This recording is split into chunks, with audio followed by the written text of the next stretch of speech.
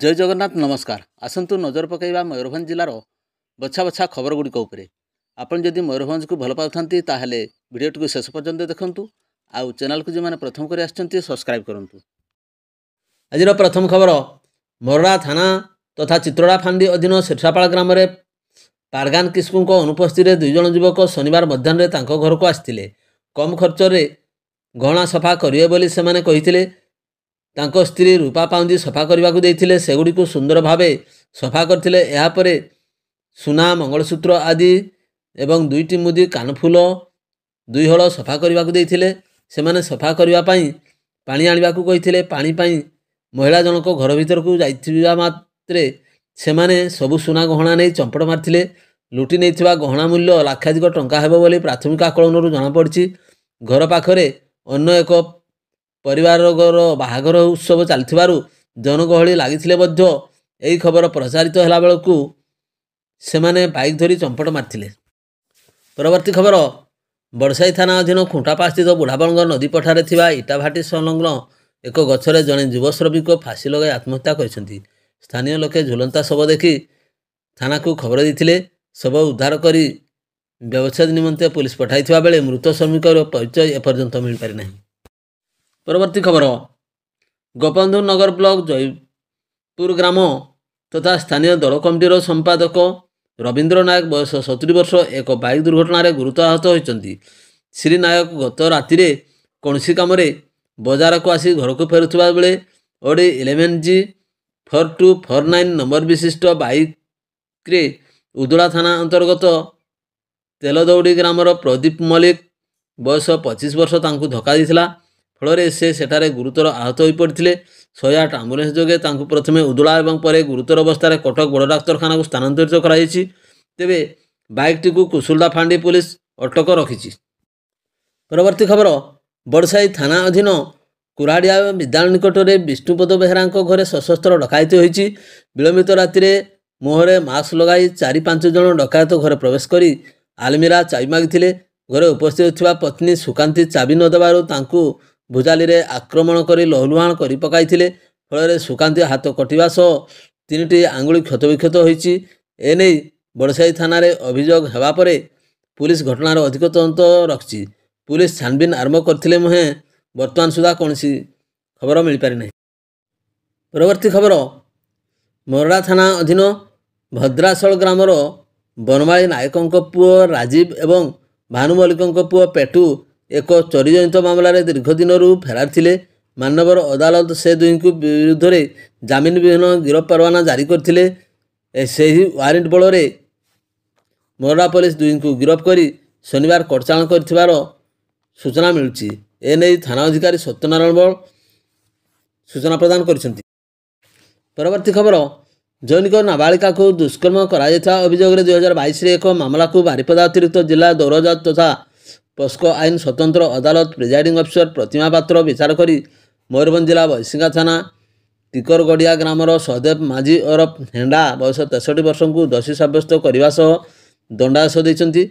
दोषी साब्यस्त अभियुक्त शिशु यौन अपराध सुरक्षा आईन 6 धारा 25 वर्ष सश्रम कारादंड सह 50,000 टंका जरिमाना अनादय अतिरिक्त 1 वर्ष कारादंड सह भारतीय पिंगल कोड 506 दफारे 2 वर्ष सश्रम कारादंड सह 10,000 टंका जरिमाना अनादय अतिरिक्त 6 मास कारादंड दि जाइछि।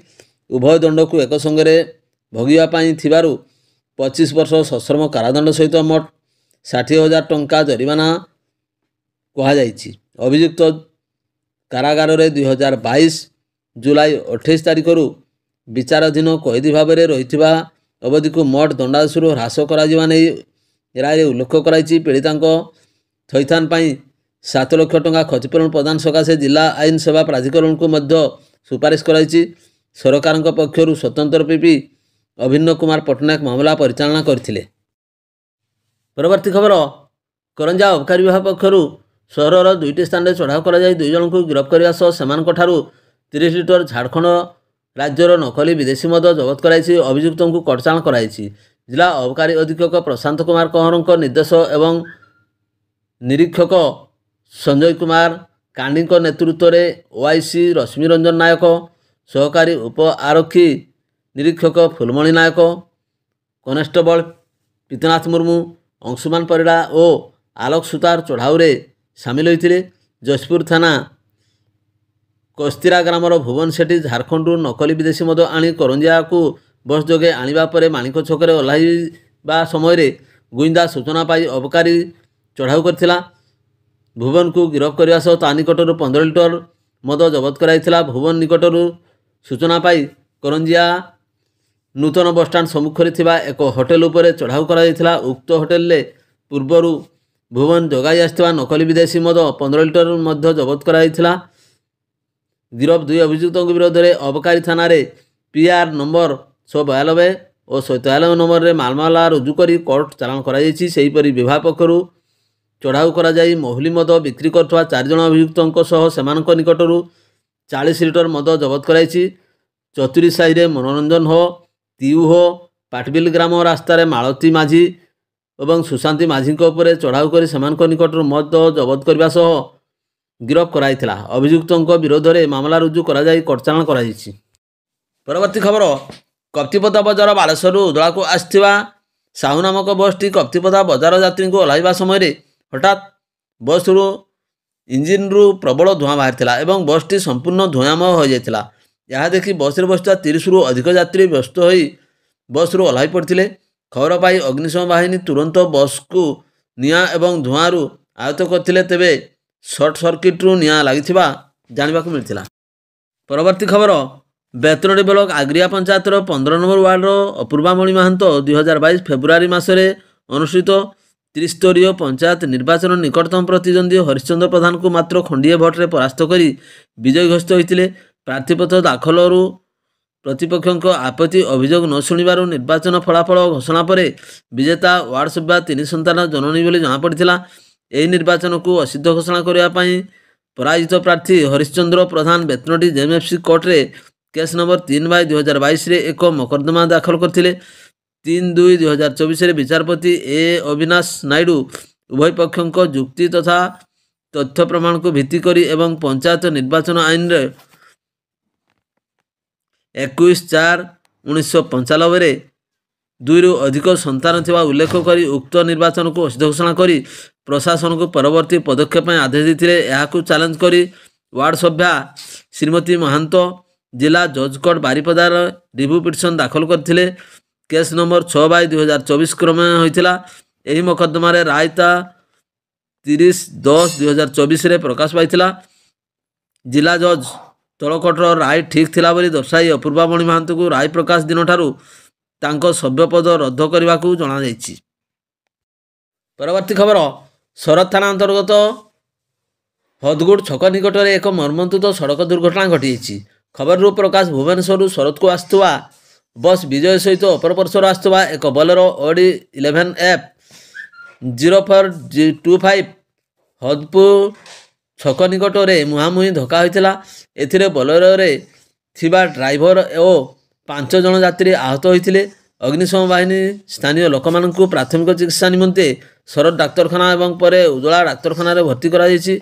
ପୁଲିସ ଘଟଣାସ୍ଥଳରେ ପହଞ୍ଚି ଗାଡ଼ି ଦୁଇଟିକୁ ଜବତ କରି ଅଧିକ ତଦନ୍ତ ଜାରି ରଖିଛି। ପରବର୍ତ୍ତୀ ଖବର, ପତ୍ନୀକୁ ହତ୍ୟା କରିଥିବା ଅଭିଯୋଗରେ 2022ରେ ଏକ ମାମଲା ପ୍ରଥମ ଅତିରିକ୍ତ ଦୌରା ଜଜ୍ ତଥା ସ୍ୱତନ୍ତ୍ର ଜଜ୍ ସତ୍ୟନାରାୟଣ ପାତ୍ର ବିଚାର କରି ମୟୂରଭଞ୍ଜ ଜିଲ୍ଲା ବୈଶିଙ୍ଗା ଥାନା ପୁରୁଣାପାଣି ଗ୍ରାମର ଗୌରମୋହନ ସିଂ ବୟସ 67 ବର୍ଷକୁ ଦୋଷୀ ସାବ୍ୟସ୍ତ କରିବା ସହ ଦଣ୍ଡାଦେଶ ଶୁକ୍ରବାର ଶୁଣାଇଛନ୍ତି। ଦୋଷୀ ସାବ୍ୟସ୍ତ ଅଭିଯୁକ୍ତ ସ୍ୱାମୀକୁ ଭାରତୀୟ ଦଣ୍ଡ ସଂହିତା 302 ଦଫାରେ ଆଜୀବନ ସଶ୍ରମ କାରାଦଣ୍ଡ ସହ 50,000 ଟଙ୍କା ଜରିମାନା କରାଯାଇଛି। ଜରିମାନା ଅନାଦାୟର ଅତିରିକ୍ତ 6 ମାସ କାରାଦଣ୍ଡ ଭୋଗିବା ପାଇଁ ରାୟରେ ଉଲ୍ଲେଖ କରାଯାଇଛି। ଅଭିଯୁକ୍ତ 2022 ନଭେମ୍ବର 1ରେ ବାରିପଦା ମଣ୍ଡଳ କାରାଗାରରେ ବିଚାରାଧୀନ କଏଦୀ ଭାବରେ ରହିଆସୁଥିବା ଅବଧିକୁ ମୋଟ ଦଣ୍ଡାଦେଶରୁ ହ୍ରାସ କରିବା ନେଇ ରାୟରେ ଉଲ୍ଲେଖ ରହିଛି। ସରକାରଙ୍କ ପକ୍ଷରୁ ଅତିରିକ୍ତ ପିପି କୃଷ୍ଣଚନ୍ଦ୍ର ଦାସ ମାମଲା ପରିଚାଳନା କରିଥିଲେ।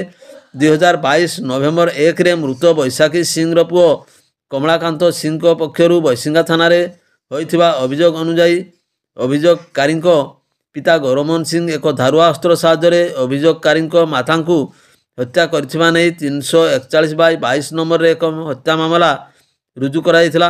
ସେହିଦିନଠାରୁ ଅଭିଯୁକ୍ତ ଗିରଫ ହୋଇ ବିଚାରାଧୀନ କଏଦୀ ଭାବରେ ରହିଆସିଥିଲେ। ଏହି ଘଟଣାର ତଦନ୍ତ କରି ପୁଲିସ 2023 ଫେବୃଆରୀ 22ରେ ଚାର୍ଜସିଟ୍ ଦାଖଲ କରିଥିଲେ ଏବଂ 2023 ଅକ୍ଟୋବର 13ରେ ଚାର୍ଜ ଫୋନ୍ ହୋଇଥିଲା। ଭିଡ଼ିଓଟିକୁ ଶେଷ ପର୍ଯ୍ୟନ୍ତ ଦେଖିଥିବାରୁ ଅନେକ ଅନେକ ଧନ୍ୟବାଦ।